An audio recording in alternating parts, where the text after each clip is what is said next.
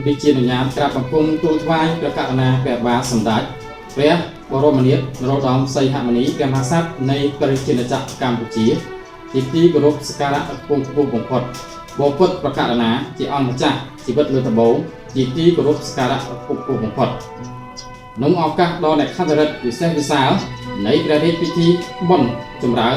ព្រះជន្មគម្រប់73យាមចូល74ព្រះវស្សាហើយនៅថ្ងៃទី14ខែឧសភាឆ្នាំ2026នេះ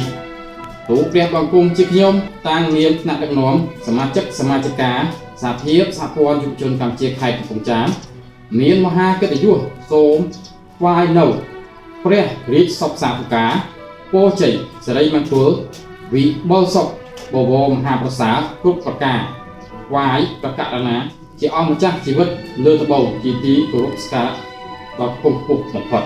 សូមព្រះអង្គមានព្រះរាជសុខភាពអបរិបូរណ៍ព្រះកាយពលមាំមួនព្រះជន្មាយុយឺនយូរជាង100ព្រះវស្សាដើម្បីគង់ប្រថាប់ក្នុងព្រះបរមសិរីរាជសម្បត្តិជាមលុបដ៏ត្រជាក់ត្រជុំសម្រាប់ប្រជារាស្ត្រខ្មែរជាកូនចៅរបស់ព្រះអង្គនៅទូទាំងព្រះរាជាណាចក្រកម្ពុជា